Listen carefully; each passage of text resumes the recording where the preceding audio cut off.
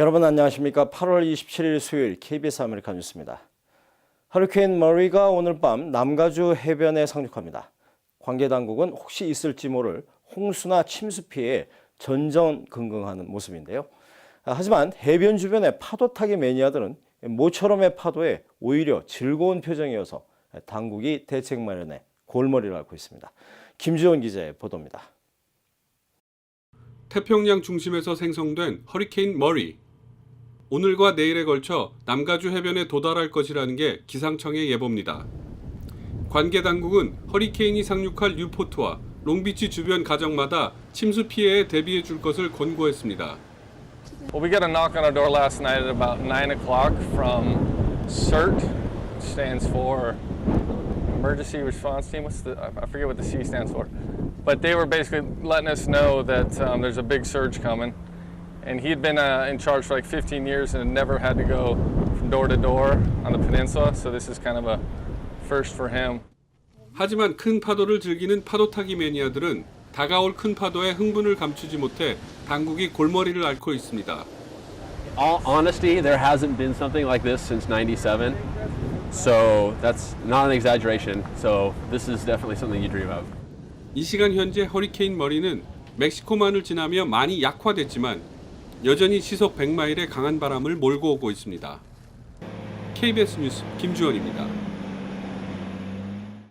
한국의 방송 콘텐츠를 TV 패드를 통해 불법으로 유포하고 있는 미디어 저널사에 대한 본안 소송이 시작됐습니다. 이번 소송을 통해 미디어 저널사의 불법성이 판가름 날 것으로 보입니다. 윤범수 기자의 보도입니다. 이번 소송의 주요 피고는 TV패드의 판매업체인 미디어저널입니다. 피소 이유는 TV패드를 사용한 불법 컨텐츠 유포 조장, 그리고 이에 따른 저작권법 위반 혐의입니다. 그동안 미디어저널 측은 방송 컨텐츠를 무단으로 시청할 수 있는 앱을 설치하거나 설치를 도와주는 등의 행위를 통해 TV패드를 판매해왔는데 그동안 여러 지명과 광고를 통해 무료 한국어 방송을 볼 수 있다고 홍보해온 만큼 혐의를 벗긴 어려울 것으로 보입니다. 또 이번 소송에 피소된 일부 TV패드 구매자들 역시 자신의 업소에서 TV패드를 통해 무단으로 관련 저작물을 시청하게 한 혐의를 받고 있습니다. 이 과정에서 미디어저널 측이 기기 판매를 목적으로 공공장소 상영을 유도했는지 여부까지 소송에서 가려질 것으로 보입니다. 판매업자인 미디어저널이 공공장소인 식당에 TV패드를 설치하는 것에 어떻게 관여했는지 입증에 관한 것입니다. 이에 대한 증거는 본안 소송의 진행상 증인신문 내지 데포지션을 통해서 충분히 확보가 가능합니다.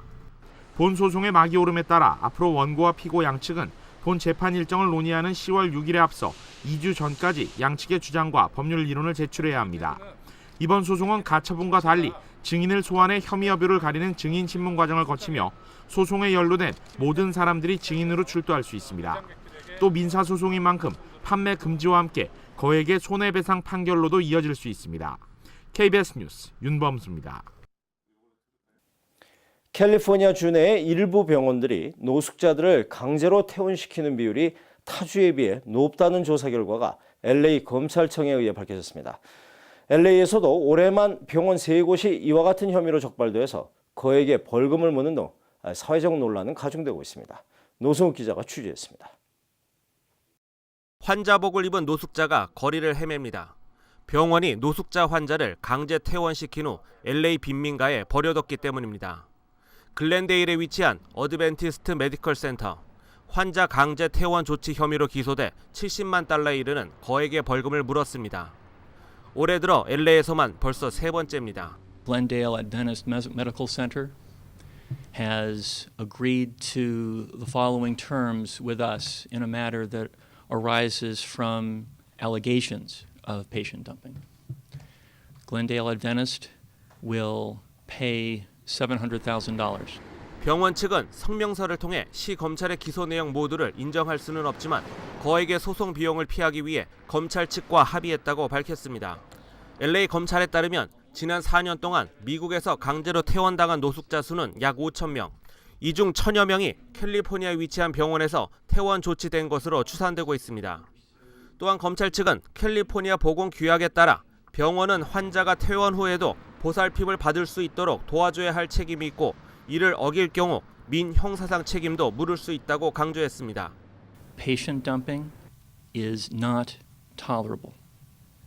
our office will investigate and pursue every such case. LA 다운타운 빈민가에 몰려있는 노숙자만 만여 명.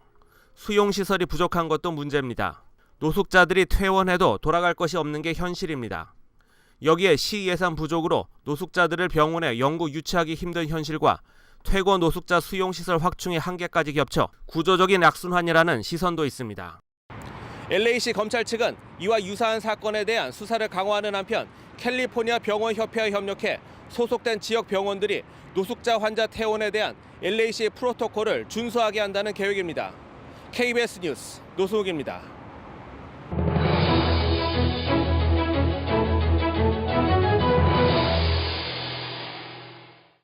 드림 법안으로 인해 불법 체류 상태에 있는 학생들의 대학 진학이 보다 용이해졌습니다. 그런데 합법적인 절차에 따라 영주권을 신청한 가운데 대학을 진학하는 학생들은 오히려 고가의 수업료를 내야 하는 상황이어서 불만이 고조되고 있습니다. 뉴욕에서 김일강 통신원입니다. 뉴저지 포트리에 사는 박영희 군. 요즘 심각한 고민에 빠져 있습니다. 원하는 대학에 입학 허가를 받았지만 높은 학비 때문에 등록이 어렵기 때문입니다.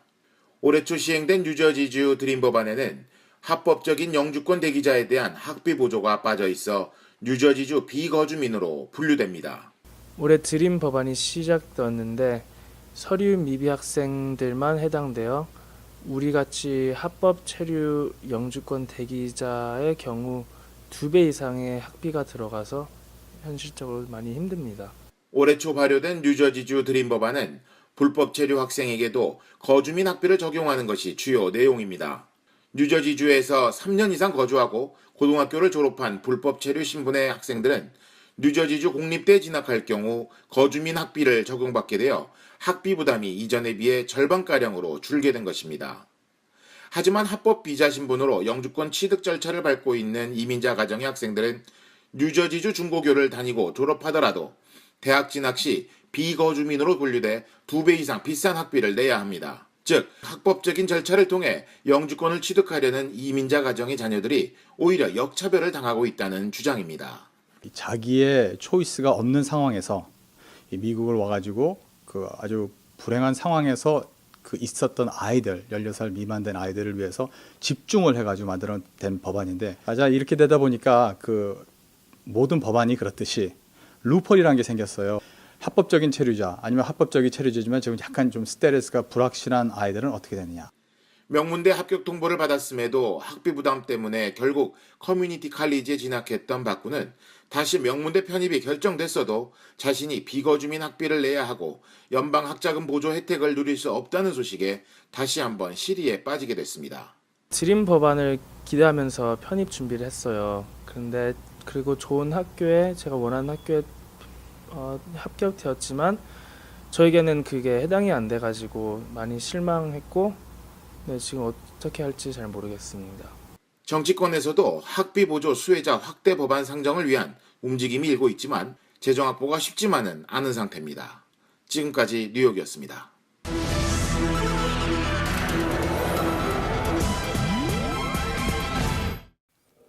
애리조나주에서 미성년자 총기 사고가 또 났습니다. 이번엔 9살 난 소녀가 사격장에서 기관단총 사격을 배우다 오발해서 교관이 숨졌습니다. 김한주 특파원입니다.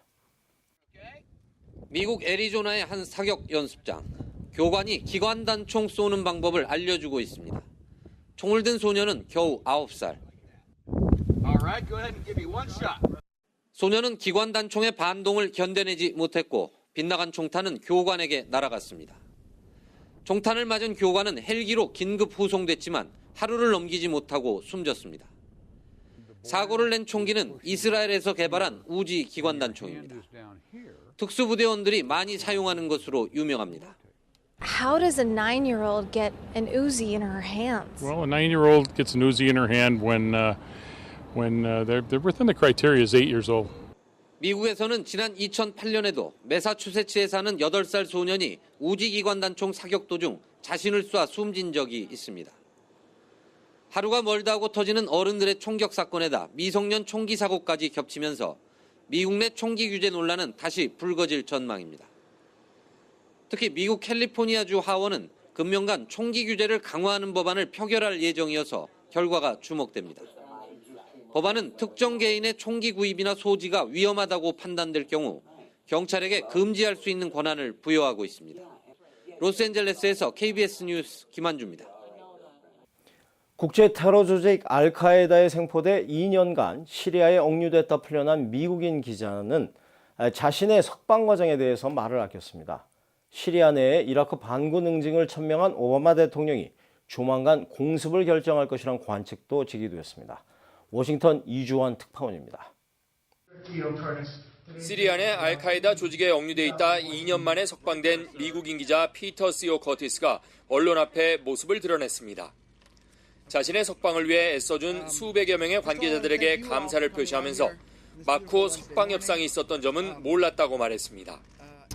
I had no idea when I was in prison. I had no idea that so much effort was being expended on my behalf. And now having found out, I am just overwhelmed with emotion. 또 금전 거래 등 어떤 과정을 거쳐 풀려났는지에 대해선 말을 아꼈습니다.